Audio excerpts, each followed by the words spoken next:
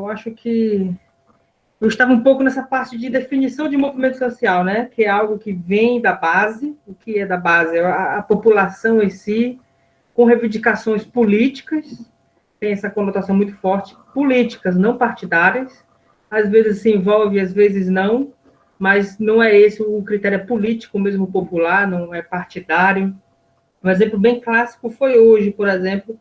Eu quase cheguei atrasado porque a gente estava, várias organizações sociais estavam conversando sobre política que a gente está vivendo agora. Acho que a gente não pode ficar sem falar. No caso foi a própria Maria do Carmo, né, versus Nélio, né, essa questão de prefeitura. Então a gente estava num debate dessa vez fazendo algum posicionamento político partidário, né?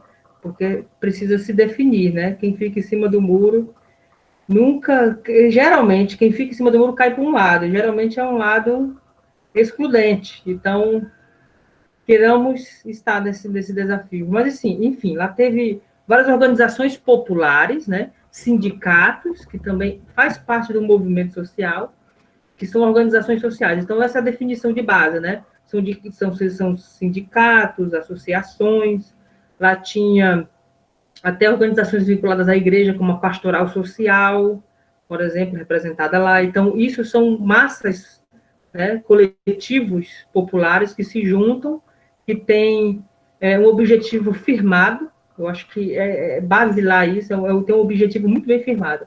Que nesse retrato aqui, né, que é o qual eu faço parte, desde 2015, final de 2015, eu estou dentro do movimento Tapajós Vivo. Eu entrei através de uma colega da UBRA, a Eva, que eu acho que ninguém conhece aqui, tirando a professora Narelli, que ela hoje ela é professora lá para do Lago Grande, né? Então, foi ela que me apresentou o movimento. E eu gostei, porque caminhar sozinho, assim, ser crítico, sempre fui muito crítico na sala de aula, cri-cri pra caramba, né, como dizem, e ver isso, assim, de uma forma mais objetiva, e outras pessoas, né, que pensam da minha mesma forma, foi bem interessante, e aí a gente começa o que é uma educação popular, né, porque é para além que está ali naquela sala, naquela roda de conversa com pessoas que pensam iguais a ti, mas que usam estratégias, e uma das estratégias é a educação, né, processos educacionais para a realização de um objetivo em si. E o objetivo do movimento Tapajós Vivo, eu cheguei lá, foi para discutir sobre a questão de energia. E de energia que a gente está falando é energia das hidrelétricas. Para quem não sabe, aqui na bacia do Rio Tapajós está prevista a construção de um complexo de hidrelétricas, né? Com mais de... chega às suas 20 hidrelétricas, né? Só que a maior de todas, o complexo, chama-se São Luís do Tapajós. E para quem não conhece, para quem já viu alguma coisa, e para quem é da Amazônia em si, conhece um pouco sobre a região do Xingu, sabe dos malefícios que é uma construção de uma hidrelétrica, tanto para questões sociais, ambientais e tudo mais. Então, o movimento Tapajós Vivo, ele nasce nessa vertente. Ele é contra o barramento do rio Tapajós, contra a construção de hidrelétricas, não tem nem outro argumento, é contra mesmo o barramento do rio Tapajós. Então, os impactos serão muitos e tudo mais, essa é a vertente dele. Só que o movimento social, o interessante é isso, e da educação popular em si, ela se movimenta, né? Tem que andar em movimento. Todo o processo educacional nunca fica lá estagnado, como se fosse colocar a Bíblia Sagrada ali, não é. Então, essas movimentações fez até que alguns conceitos do movimento Tapajós Vivo fossem se modificando com o tempo. Então, ele saiu do plano de hidrelétrica para uma defesa muito maior. Então, discute também agroecologia, discute sobre agricultura, de defesa da terra.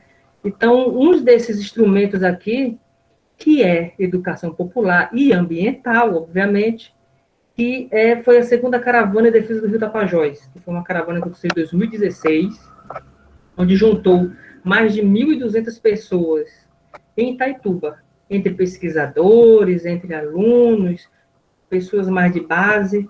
Então, houve esse movimento ali, uma educação também ambiental e popular estratégica. Ali foi uma caravana política, houve discussões, houve falas, houve cartas de reivindicação. Então, essa é a engrenagem. Aí, outro ponto assim, importante dessa questão da educação popular e ambiental é se também é um caráter científico, podemos dizer assim, porque sempre uma massa popular ela tende a se apropriar de conteúdos científicos. E um desses conteúdos científicos é saber de leis, né? A garantia de leis internacionais e tudo mais. Então, aí chega nesse ponto do protocolo de consulta, que, para quem não sabe, é uma convenção internacional do trabalho, onde ele faz reivindicações e reflexões sobre o trabalho em si, mas de cunho tradicional. Então, o que a gente vê hoje de trabalho, a gente vê um trabalho técnico, né? Uma pessoa desmonta, faz prédios e tudo mais, monta o telefone, toda essa questão tecnológica. Mas existe também trabalhos que saem desse contexto. Que um exemplo é o pescador, um exemplo é uma pessoa que é extrativista.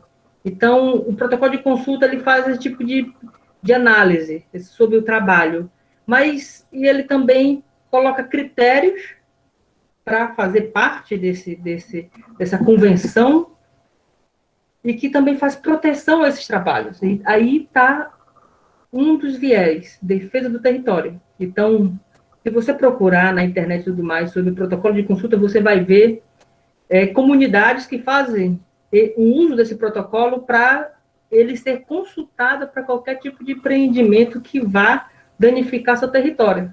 Então, isso foi uma discussão que também foi movimentada dentro do Tapajós Vivo, dentro de comunidades, aí a gente sai de sala, a gente sai de qualquer tipo de ambiente e vai para a comunidade, no ambiente comunitário.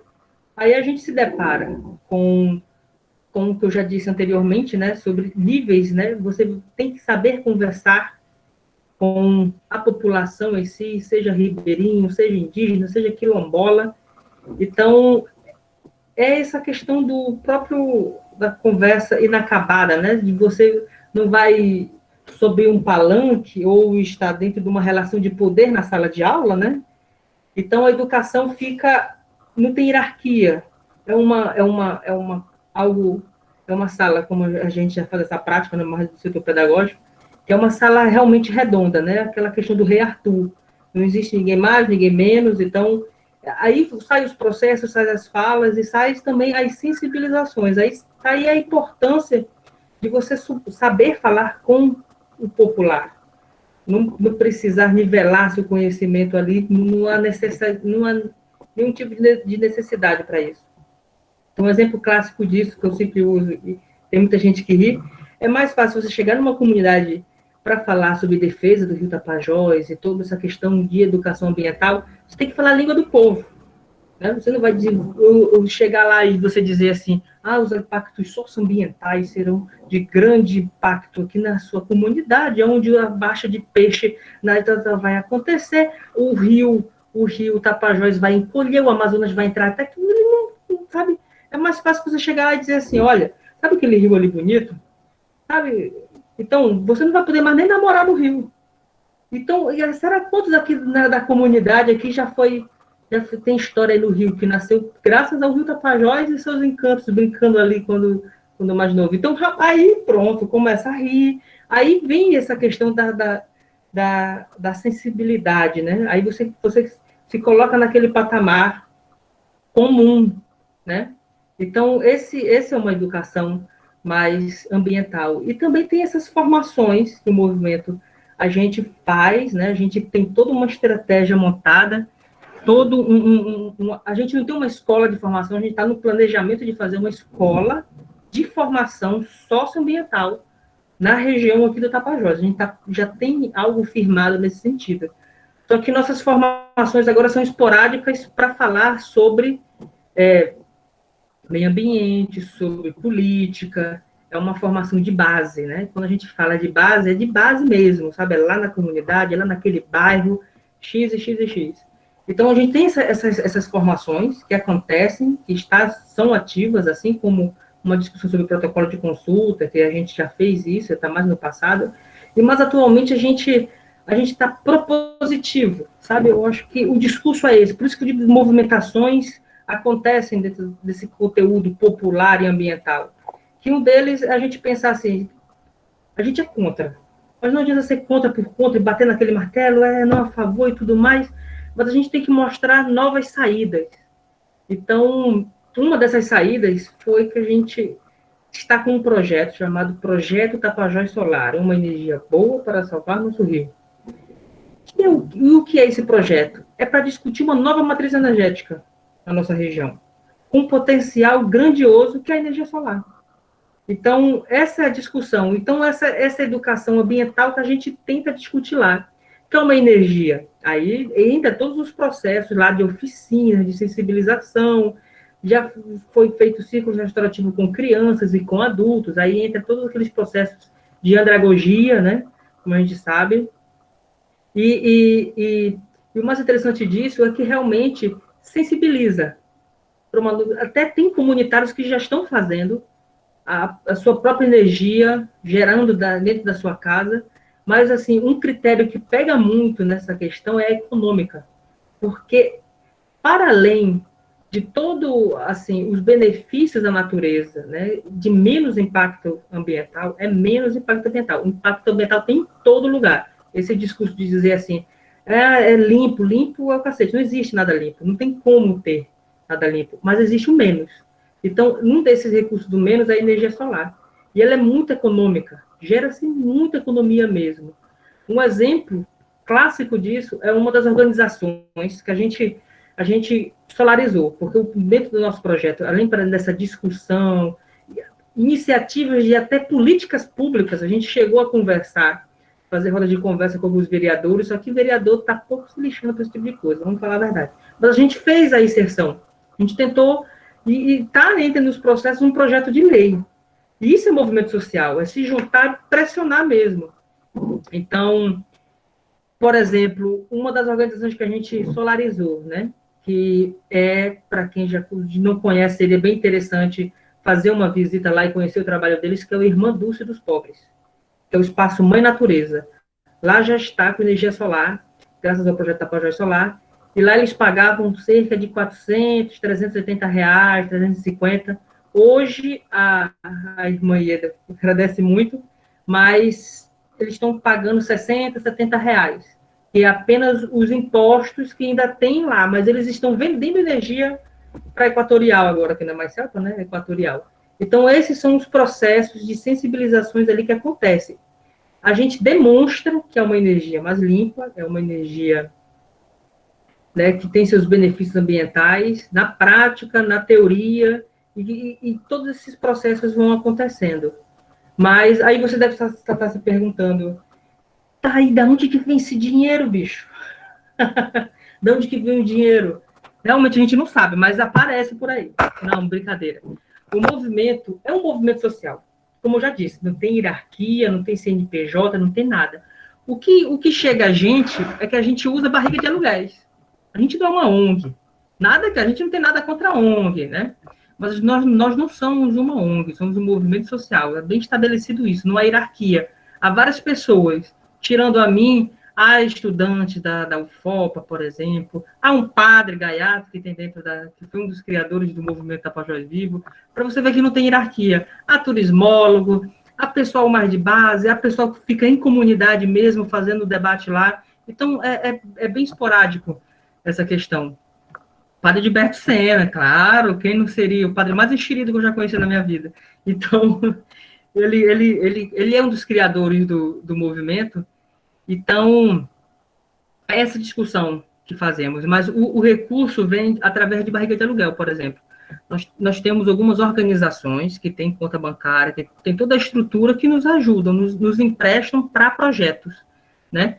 E para quem conhece um pouco sobre projetos, ele tem toda uma estrutura, tanto de oficinas que vai acontecer, todo o debate estrutural ali, quanto também de recursos para um orçamento mesmo pronto.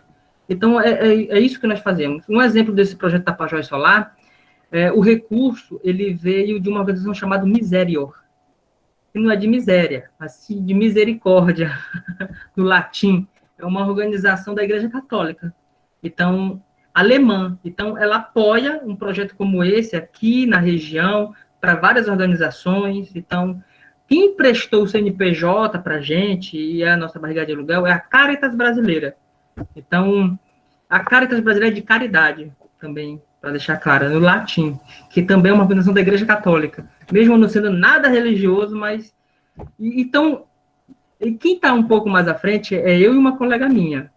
A gente está mais nesse direcionamento mais burocrático e tudo mais, então por isso que eu sou contratado pela Caritas para exercer esse trabalho. Mas é a primeira vez que isso acontece no Movimento Pajós Vivo, por exemplo. Mas nossas ações são mais voluntárias. Então, não tem esse retorno. O retorno é fazer o que nós pensamos numa sociedade melhor. Mas, sim, educador popular e ambiental tem, sim. É uma profissão, podemos dizer assim, mas é uma profissão filosófica. Mas há um retorno, sim, financeiro, há essa troca. E é algo, assim, para quem gosta, é algo belíssimo, porque, assim, você consegue se manter na vida financeira, mas faz o que você gosta. Por exemplo, eu adoro fazer o que eu faço. Tanto que o projeto de 2 anos, né, já está finalizando, só que por causa da pandemia vai ter um acréscimo de mais 3 meses para as ações mais teóricas de formação, que é preciso ter das oficinas. Então, quando foi no final de 2018, eu passei no processo seletivo da prefeitura, né? Que demorou, ficou encroado lá quase uns meses. Eu fui chamado. Só que aí eu fiquei naquele dilema, né? Ficar na educação formal ou ficar numa educação popular e ambiental. Como eu já conheço a escola, eu disse, vou me arriscar por esse caminho aqui. E amei, assim. É algo muito bom. Obviamente, que fica aquela questão. É um movimento social, então vai se movimentando. Então, daqui mais um tempo, eu vou sempre estar no movimento Tapajós Vivo, mas não tão focado assim, porque tem que dar lugar ao outro. Isso é um movimento social. Se movimenta-se. De fato, isso tem que haver. Movimento social que as mesmas caras, o mesmo rosto, não é movimento, vira outra coisa. Mas eu acho isso é uma crítica bem, bem pontual que nós devemos fazer. Mas esse é o projeto Tapajós Solar. Então, é um setor, assim, é algo cheio de aprendizagens, de sensibilidades ali acontecendo, né? Não apenas de comunidades mais tradicionais, como a Flona, que a gente também atua lá, como, por exemplo, a gente está solarizando Maguari, Jamaraquá e São Domingos, são unidades de bombeamento de poço, para deixar bem claro, não é casa de fulano de tal, são unidades coletivas de energia solar. Então, a gente faz todo esse trabalho nessas 3 comunidades, só que a gente não fica só nas comunidades tradicionais, a gente fica na cidade também. Um exemplo foi então, outras organizações, que são o próprio Sindicato dos Trabalhadores Rurais de Santarém, que a gente também solarizou a escola de formação deles, que é um local que a gente já tem até aberto, aonde acontece geralmente nossas formações, está sendo lá agora, que a gente solarizou lá pela importância que ela tem, mas também virou uma parceria, que é essas estratégias da educação, as organizações se comunicarem, como qualquer escola se comunica, por exemplo. Então, é gestão também, eu acho que eu ajudo muito no setor pedagógico, mas a gerência fica nas minhas mãos. A burocracia fica nas mãos, mas assim, isso é uma das competências que eu tive que me apropriar, que eu sou muito falastrão da sala de aula, eu sou daquilo de dar aula, de matemática, física, sabe, na cadeira, mas assim, a gestão foi algo que eu tive que construir. Doeu um pouco, mas hoje, agora já era. Agora também já gostei de fazer essa gestão, essa burocracia, já ficou, eu sou, por exemplo, chato. Não, isso não está na rúbrica, então isso não vai entrar. Acabou o recurso aqui, não tem como. Então, a gente fica nesse... A professora Narelli sabe muito bem disso, né, professora? Da sua atuação. Então, são processos informais, que a gente chama de informalidade de educação informal, educação não... todos os termos, mas, assim, é processo de aprendizagem, internaliza tanto quanto o da escola. Então, e essa mobilização social é bem interessante, essa questão de mobilizar realmente a sociedade, seja em vários setores, fazer essa comunicação, é ser comunicador, é ser apaziguador, é ser mediador, isso é ser um educador popular e ambiental. Mas, acima de tudo, como eu sempre digo, é ser crítico, né? É você saber sempre se construir, se reivindicar. Então, esses são, eu acho, os maiores critérios. Mas pode passar os slides, senão que eu vou me empolgar demais. O Diacho, eu já falei do Diacho. Ah, tá. São pequenas reflexões, né? Que eu acho que a gente vai até trazer para o debate de logo mais, que é do próprio, né? Não tem como citar o velhinho Freire, né? A superação da curiosidade ingênua dos grupos populares pela curiosidade crítica é um exercício fundamental e permanente, a ser experimentado incansavelmente. Exercício que implica viver a relação dialética, teoria e prática, aí vem as praxis, né? E vivê-la de tal maneira que nos ponhamos cada vez mais distantes de cair na tentação elitista, da elite mesmo, negando sua prática. Exclusivizar a importância da teoria, uma necessita a outra, como os nós do ar que respiramos, né? Parece uma frase da Bíblia, né? E, de fato, se tu lê Atos, olha que eu não estou nem religião, mas se tu lê Atos é mais ou menos isso. Então, a gente fazer essa questão de juntar a teoria e a prática e realmente reivindicar. A educação popular se pede isso, sabe? Você vê algo que está acontecendo na sua frente e você não fazer nada, dar uma de imparcial, não fique na sala de aula. Educação popular é você ser focado, é você se pontuar ali naquele exemplo e você defender causas, sabe? Não é uma ação tanto profissional, como eu digo, é que você vai dar o seu tapa a cara a qualquer momento. Então, tem que ter esse foco. Pode passar, professora. Esse é um pouco mais grande, né, do Goleman, que ele é um grande escritor da psicologia, que também escreve para a psicologia ambiental, que ele faz a seguinte reflexão. No início do século XXI, a sociedade perdeu o contato com o que talvez seja uma sensibilidade singular, essencial à nossa sobrevivência como espécie.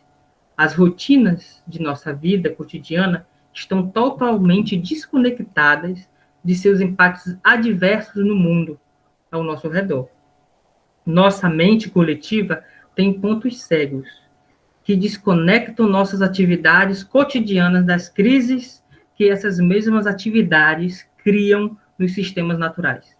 Entretanto, ao mesmo tempo, o alcance global da indústria e do comércio significa que os impactos de nosso estilo de vida se fazem sentir em todos os cantos do planeta. Nossa espécie ameaça consumir e destruir o mundo natural em uma velocidade que excede e muito a capacidade de reconstrução do planeta. Goleman, 2011. Só para deixar bem claro esse posicionamento. Até 2050, se continuar como estarmos, se preparem, porque o bicho vai ficar feio. Tanto em questão de aquecimento global como as mudanças climáticas. E não é sabe, aqueles, sempre tem no filme aquela pessoa que parece que está em situação de rua, segurando uma placa dizendo que é o fim do mundo. Não, é a ciência. Esse Goleman, eu me posiciono muito com o professor Alexandre, que é da USE, que é a Universidade Estadual do Ceará. Ele é um grande estudioso, ele é um climatologista. Então, deixou bem claro, se continuarmos como está agora, em 2030 vai ter a primeira onda do aquecimento global, que, para quem não sabe, todas essas leis internacionais, Agenda 2030 e tudo mais, é tudo para esse ano. Então, se continuar como o consumo como está, e pelo jeito, infelizmente, vai continuar, vamos sentir isso. Como digo assim, vamos sentir isso, aí entra uma coisa que eu esqueci de mencionar, que está dentro da educação ambiental, que é o racismo ambiental. O racismo ambiental, em sua teoria, né, ele explica que pessoas que são socialmente, digamos, excluídos socialmente, são a minoria, por exemplo, são os pobres, ou são o próprio povo de linha tradicional mesmo, indígena, quilombola, vão ser os primeiros a sofrer sobre o aquecimento global. Os ricos vão escapar por um tempo, mas em alguns anos eles também vão sentir bem. Uma é a economia, gente. A gente é baseada na agricultura. A agricultura vai ser o primeiro a sentir esses impactos, como já está sentindo, gente.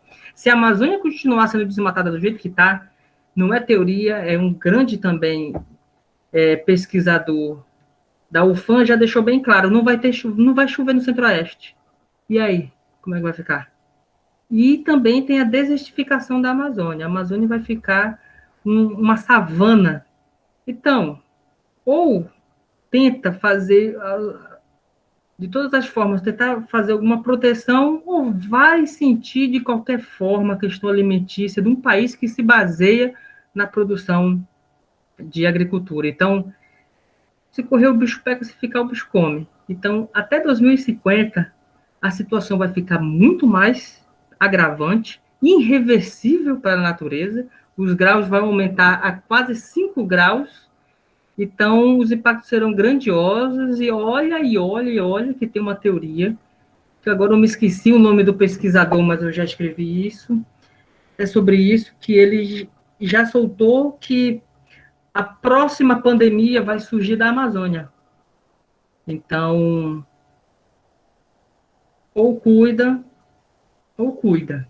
Se caso não cuidar, aí, infelizmente, a teoria vai contar muito sobre o nosso destino, infelizmente. Mas essa é a reflexão. Passa aí, professora, para ver se tem mais... Eu nem me lembro mais do que...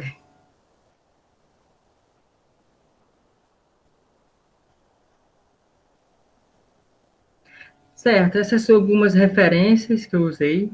É interessante, né? Eu sempre digo a leitura, eu estou para ler novamente o Pedagogia da Autonomia e Pedagogia do Oprimido, ambos são obras em PDF, vamos usar um pouco esse caráter da tecnologia para quem gosta, tem gente que não gosta. Goleman, que também é um livro que está grátis, é só você baixar Inteligência Ecológica, ele é um pouquinho grandinho, mas é muito interessante, de um grande pesquisador. O Gomes, né, que fala sobre educação ambiental, o Neves, então essas foram as referências usadas nessa apresentação. Pode passar, professora. Então, chegou ao fim, né, e vamos às dúvidas, às discussões, a rocha nas perguntas. Eu me arrependi dessa última parte, tentam fazer perguntas fáceis. Obrigada.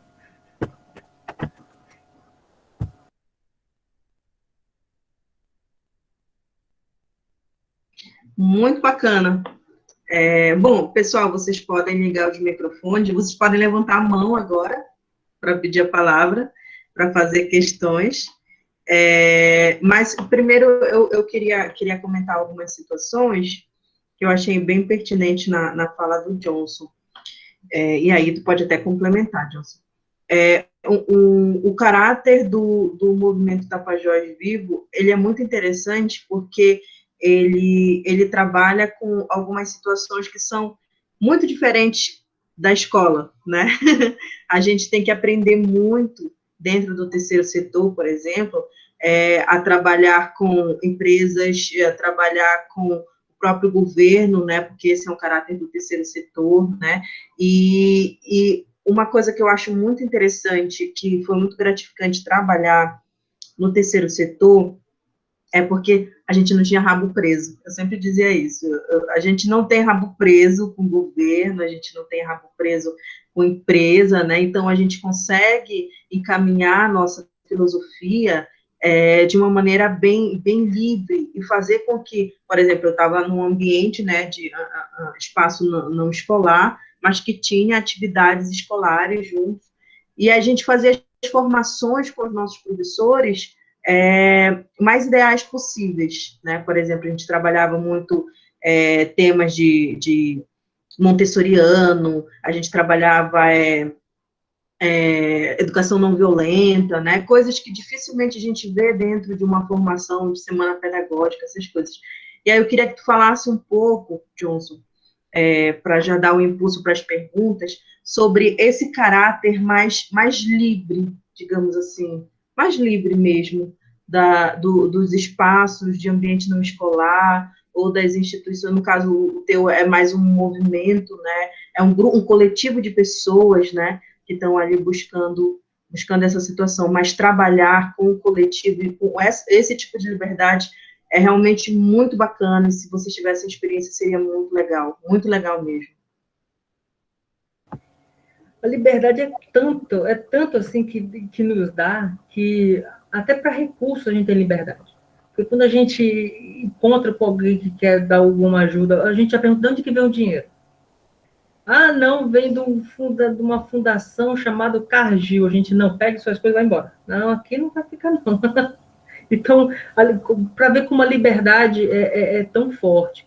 E as discussões, assim, como não há uma hierarquia, assim, quando a gente cria uma oficina, todos são escutados, quando é para fazer essa teoria das oficinas, quando a montagem, a construção delas. Então, é uma escuta múltipla, totalmente horizontal, e a gente trabalha com vários eixos, né? Sabe, não é só um eixo político, a gente trabalha muito com psicologia.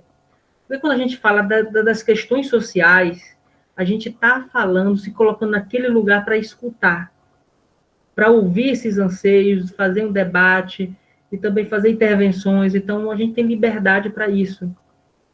Isso é imprescindível, sem dúvida. Eu acho que para quem puder ter um contato, seja mais aqui, mora longe, mas vai lá no Espaço Minha Natureza, tenta ficar um voluntário lá, pelo menos uma semana, procura outras organizações, o próprio Movimento Tapajós Vivo, quem quiser tá lá, a gente tem uma página, o Movimento Tapajós Vivo, não tem como errar, o Instagram também tá lá, então você vai ver nossas ações, ver um pouco mais sobre, quem quiser participar da reunião, tá lá, é uma discussão ampla.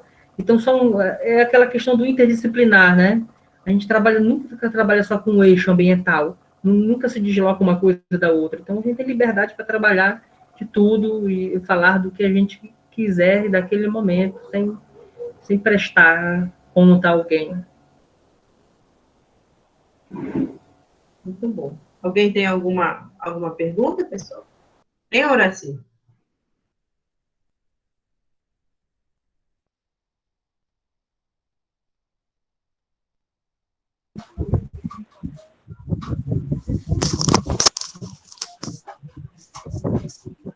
Estou esperando o Horácio.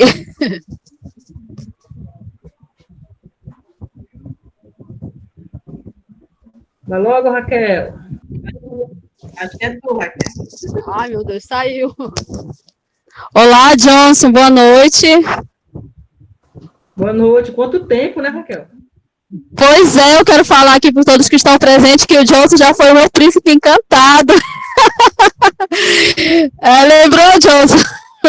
O encontro de pedagogos, eu lembro, de príncipe. Justamente, o encontro de integração. Encontro de integração. Naquele ano foi Contos de Fadas, né? E o Johnson era o único rapaz da nossa turma. Eu acho que nós éramos umas 20 meninas entre aspas, né? Mulheres e tal. E todas fomos fadas, princesas e tal. E o Johnson foi o nosso príncipe. Então ele tirou foto com todo mundo, com todas as meninas e tal. Mas é um prazer revê-lo, ver que você está nessa linha, nessa ramificação da pedagogia.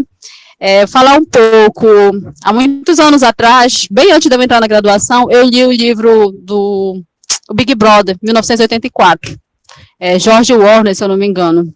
Então, com esse livro, me abriu o leque, eu li o livro, assisti o filme e me abriu o leque do que estava acontecendo, né, dessa premonição aí.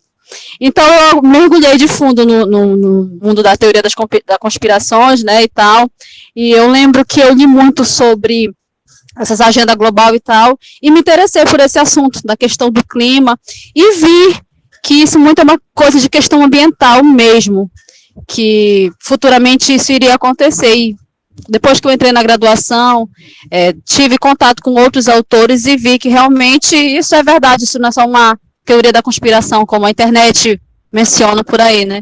E participei do Tapajós Vivo também, fui uma ativista, com muito orgulho. Lá participei também do Projeto Saúde e Alegria, fui voluntária lá, conheci o Gustavo, o senhor Caetano, e vi um pouco desse terceiro setor. Quando a professora falava que não tem rabo preso, realmente, você tem muita liberdade. Fala um pouco da tua fala. Fiquei muito feliz falando sobre isso, né? As tuas referências, pedagogia da autonomia, pedagogia do oprimido, Daniel Goleman, né? Desculpa, estou engolindo algumas palavras, mas realmente esse assunto ele é muito pertinente, principalmente para nós aqui da Amazônia, essa questão climática, essa questão de educação ambiental. Eu acho que hoje, mais do que nunca, estamos em 2020, né? Estamos passando por transformações e tudo essa questão política, essa mudança envolve a nossa questão ambiental. E nós que moramos aqui, né, somos os mais atingidos e o que menos conhecemos, o que nós temos menos contato, né? Sabemos pouca coisa. Ainda bem que foi aberto esse espaço para nos conhecermos um pouco dessa questão ambiental, né? De autores que falam, são poucos autores ainda conhecidos dentro da graduação, como bem a professora Marelli citou, são poucos autores que são citados. Quando se fala muito em educação ambiental, se fala só em preservação, e se fala muito em primeira, quarta série, né? Eu acho muito interessante isso, que não jogar lixo, não poluir, e essa questão de educação ambiental, ela vai muito além. Ela vai bem além disso, nessa questão de preservação. Ela, tipo, vai um eixo, vai para vários viés, e nós estamos tendo a oportunidade de conhecer um pouco na graduação. No caso, eu já conheci o Tapajós Vivo no Saúde e Alegria, tenho outros autores, leio alguns artigos sobre, e eu acho um assunto tão pertinente, que não é apenas uma teoria da conspiração. Quando você falou essa questão de 2030, e eu sempre lembro que uma das brigas vai ser pela água potável, né? Acho que você sabe bem, né? A nossa Amazônia, o foco é a água. Acho que nós vivemos num aquífero. Você sabe, né, que é bem discutido isso, vivemos no maior aquífero de água doce do mundo, que é Alter do Chão, essa área toda, e a nossa grande luta hoje em dia, fora essas áreas de hidrelétricas, né, de garimpos que tem, é para essa nossa preservação, da questão do rio, do leito, dos mananciais, e isso eu aprendi muito no Tapajós Vivo. Eu lembro que alguns anos atrás a nossa luta era sobre essas hidrelétricas, no Alto Tapajós, acima de Itaituba, e lá eu tive essa oportunidade, conheci pedagogos que hoje já estão por outros viés, que me ensinaram, e eu estou feliz por você, né? Eu não quero nem fazer perguntas, né? Acho que para mim já foi tudo respondido, eu me sinto feliz por você estar nesse viés, não no ativismo, que eu acho assim muito pouco, quando se fala ativismo eu vejo muito restrito, mas você está numa visão assim mais ampla, como você disse, né? Você está no Tapajós Vivo, você está se restringindo, mas você quer algo além. Eu acho que isso fica para nós, independente se nós formos trabalhar na educação infantil, nos anos iniciais, na EJA, ou se nós formos para a educação não formal ou para outro viés. Então, eu fico muito feliz, eu aprendi muito e, gente, eu sempre retenho de melhor, independente das nossas ideologias políticas, partidárias, religiosas, a gente sempre tem que reter o de melhor. E é essa a minha fala. Valeu, Raquel. Isso é muito bacana. Desculpa. Vou só comentar rapidinho a fala da Raquel, porque esse tipo de compreensão que a gente tem sobre coisas muito nossas, a gente encontra nesse tipo de experiência. Dificilmente a gente vai compreender, por exemplo, as questões de aquífero, as questões de educação ambiental, só numa sala esperando, né, que as coisas aconteçam. Não, quando a gente vive, a experiência é completamente diferente, o nosso discurso é completamente diferente. Então, essa é uma experiência muito legal, mesmo que a gente não trabalhe para enriquecer dentro desses espaços, porque geralmente é assim, né, mas é de uma satisfação e de uma leitura de mundo muito grande. Inclusive, essa é uma das falas de Paulo Freire, né, leitura de mundo, não ler o mundo só falando contextos, não, é ler o mundo, fazendo previsões, vendo panoramas, né, tentando concatenar as coisas e criar os conectivos, né, do porquê isso está acontecendo e por que isso vai acontecer. Então, é uma experiência muito interessante, gente, seria muito bacana se vocês tivessem essa oportunidade de experimentar movimentos desse porte, né. Enfim, eu acho que isso ficou bem marcante na fala da Raquel agora, contando um pouco da experiência do que ela passou dentro desses espaços, complementando bastante o que o Johnson falou. Johnson, se quiser falar, pode falar. Eu só queria falar uma coisa antes que eu me esqueça, né, que nossa última conversa ficou um pouco para falar sobre questão de pesquisa também, né? Sim. Então, aproveitar esse momento, já a partir da fala da Raquel, só para conotar bem algo que eu já disse anteriormente. Movimento social, né, educação ambiental, todo esse contexto fora da caixinha é um campo promissor de pesquisa. muito promissor. Como eu já disse, tem uma linha de pesquisa do mestrado em educação, tem linha de pesquisa do mestrado interdisciplinar em ciências sociais, em ciências da sociedade, aqui na UFOPA. Tem uma linha também, linhas, no caso, que pode se adequar ao mestrado que eu faço.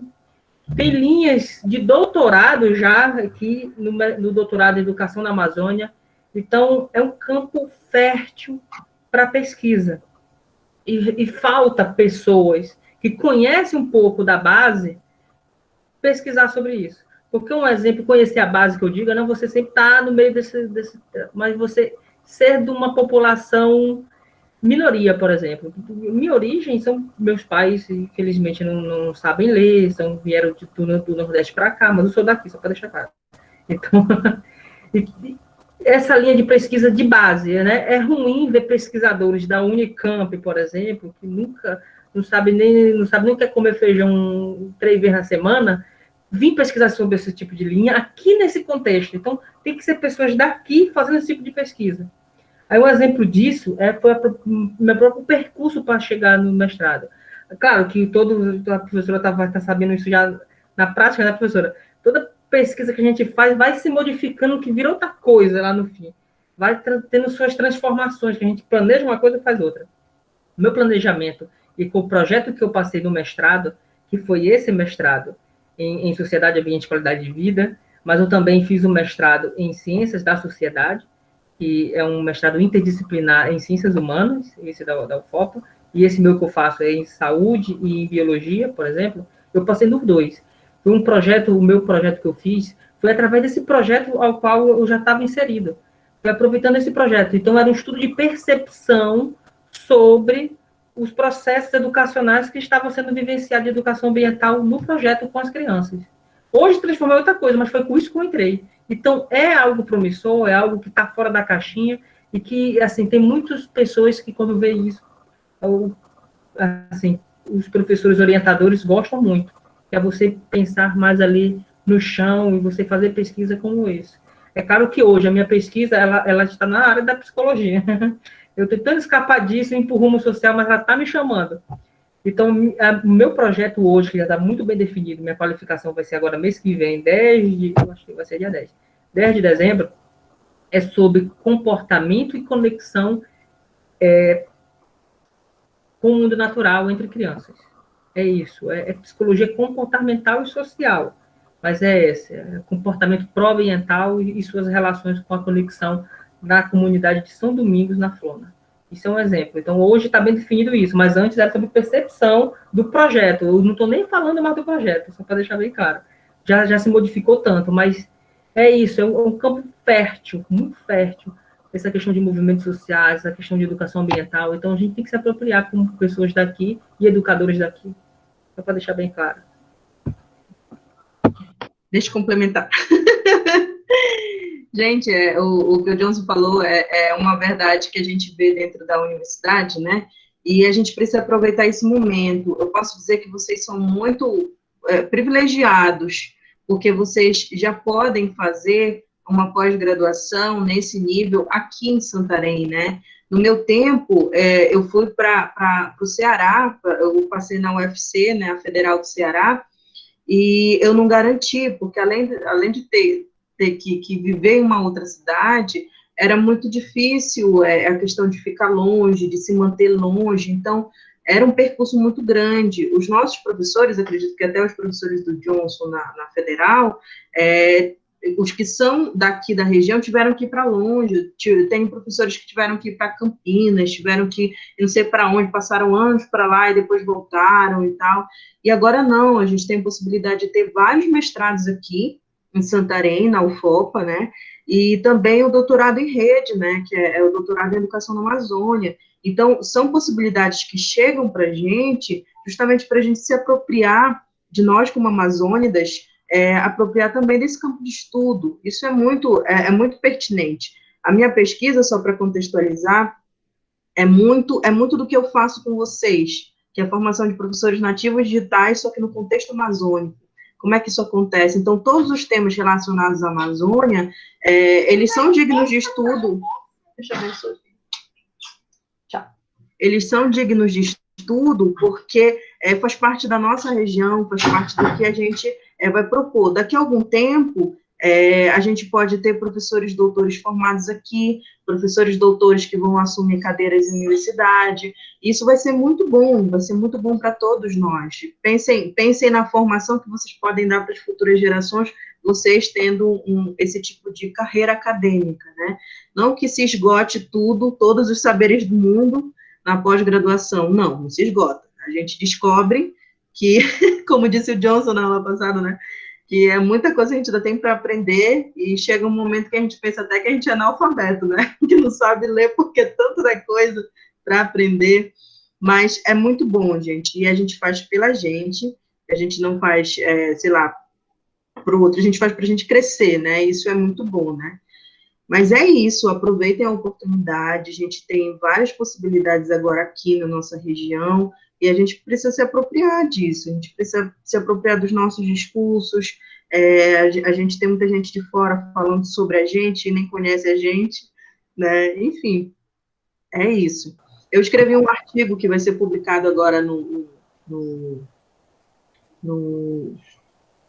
e-book do ERA, né, da Educação em Realidade Amazônica, que é justamente focando nas organizações da sociedade civil, né, eu dou um foco especial ali para a Seara, né, justamente contemplando a minha experiência, justamente falando sobre a diferença de integração e de inclusão social, né, integração é algo completamente diferente, geralmente está ali naquele foco de governamental, que é integrar para não entregar, né, que é mais um nacionalismo encapado de internacionalização da Amazônia, enquanto que a inclusão quer fazer isso que o Johnson apresentou, né, incluir o povo com as suas potencialidades, e isso é bem bacana, é bem interessante. E só aproveitando um pouco, rapidinho, para falar da professora, que nós que viemos da UBRA, que é uma particular, a gente tem alguns desafios a serem quebrados. E a gente tem que, assim, uma das coisas que eu enfrentei foi dizer assim, tu não vai entrar no mestrado porque tu é da particular. Tu não conhece nenhum professor de mestrado. Eu disse, paz, pode até ser, mas eu vou tentar. E eu tentei duas, na terceira eu entrei. Mas, infelizmente, ainda tem esse apadrinhamento, mesmo sendo uma universidade pública. Mas existem esses desafios. Mas a estratégia minha foi o quê? Foi buscar criteriosamente qual seria o meu orientador. Então, eu tive que selecionar. Então, façam isso também. Eu acho que uma outra dica que eu dou muito importante para esse ramo de pós-graduação é publicar. É fazer publicação, é você deixar seu currículo assim cada vez mais grandioso. E é escrever. E, às vezes, já procurar algumas revistas científicas para escrever mesmo, que dá um ponto bem mais bacana. Então, realmente tentar colocar, assim, fazer curso, estar sempre no meio desse tipo de coisa que o seu currículo vai implementando. Porque os desafios são muitos, é um processo seletivo muito, assim, severo. Só não, o meu, eu fiz os 3, eu fiz os 4, para falar a verdade, foi o que eu fiz. De Ciências da Sociedade, PPG-SAC, aí o de Educação. O de Educação, nossa, professora, é um desafio muito grande. É coisa difícil. E, em segundo lugar, está esse que eu fiz. Esse que eu fiz. Mas, assim, eu acho que eu não me arrependo de ter feito o meu, porque ele, assim, a educação, quando não é professora, falando da verdade, ainda está assim, ainda tá muito uma visão disciplinar. Ela tem que ampliar mais seu horizonte, né? Não existe ninguém ali para falar de educação ambiental, por exemplo. Né? Bem assim, educação ambiental ali, tem uma linha. Então, como era o meu que tinha, e eu estava lá dentro, eu disse, eu vou fazer esse negócio aqui. Mas é muito criterioso e tem que bombar mesmo. Mas é para dizer que, por mais que tu vendo uma particular, isso não significa PN. É só tu tentar, tu fazer, tu bombar mesmo, fazer as leituras que tu consegue. Não existe para dizer desafios de quem estou na pública e tal. Não, é tentar mesmo e arrochar o nó. Isso mesmo. Uma dica que a professora Isabel sempre me dava era faça o seu projeto de pesquisa a partir do currículo do seu orientador, né? Porque ele não vai pesquisar nada que ele não saiba, né? Então, tem que pesquisar muito bem quem é o orientador que você quer e tudo mais, né? e aí fazer o projeto de pesquisa focado nele. Isso aí, pessoal. Gente... Só uma última, professora. É não inventar a roda, é você se inserir nessa roda já criada. Isso mesmo. Porque até eu, né? Eu dificilmente faço orientação de pesquisa, de projeto, que eu não entendo. Gente, eu não consigo. Então, é claro que o professor doutor vai preferir, né, acolher orientandos que estejam bem dentro do que ele já pesquisa, né? Pessoal, não sei se tem mais alguma questão. Ninguém se manifestou aqui. Tem, Dani? Tem, Horaci? Suzana? Eduardo? Tiffany? Samara? Não? Não, professora, eu acho que já foi falado aí, né, para a gente entender. Eu gostei muito daquele dia que eu estava bem mesmo envolvido, né? Hoje eu estou sonolento, eu trabalhei de ontem para hoje, não dormi ainda o suficiente, aí meio distante, assim, né? Tudo bem, muito obrigada, Horaci. Gente, olha, foi muito bacana essa oportunidade aqui.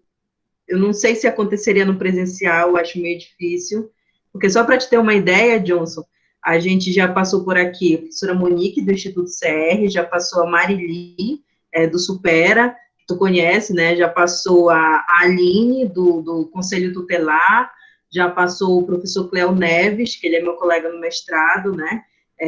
Enfim, já passou um grupo bem bacana, já passou o pessoal da Escola da Floresta.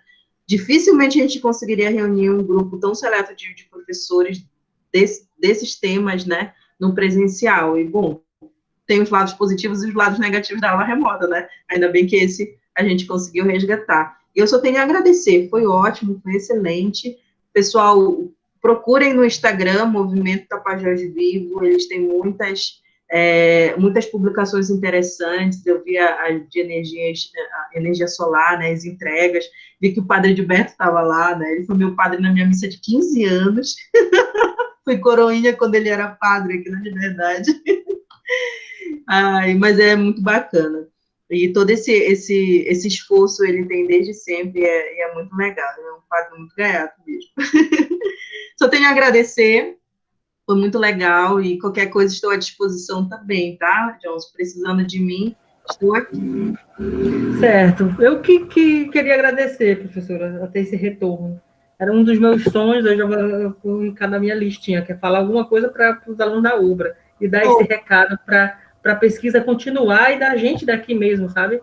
Então, para não bater aquele sentimento assim, vai lá, continue, obviamente, as pós-graduações precisam de bolsa, a gente tem que lutar por um governo melhor, que não acabe com as bolsas, a gente já está acabando. E é isso, último recado. Se precisar de alguma coisa, minha rede social é Johnson Portela, o nome é escroto, mas vocês vão achar como é que escreve. Então, qualquer coisa, eu estou por aqui. Muito obrigada, vou providenciar uma certificação para ti, tá, Johnson? Tá bom, eu agradeço. Tchau, todo mundo. Tchau, Raquel, tchau. Boa noite, pessoal, muito obrigada. Essa é a última. Tchau, Johnson, prazer falar contigo. Essa é a última, depois dessa não tem mais. Poxa! Então, até vocês da disciplina. Muito obrigada pela presença. Foi muito legal. Tchau. Cadê o Horaci e a Dani se mandando recado por aí? Tchau, pessoal. Tchau, Raquel. Um abraço para você. Eduardo. Tchau, professora.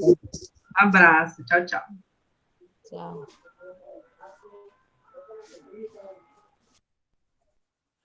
Samuel matou o padrasto dele. Ele é grande assim, né? É o tamanho da Micaela, ele é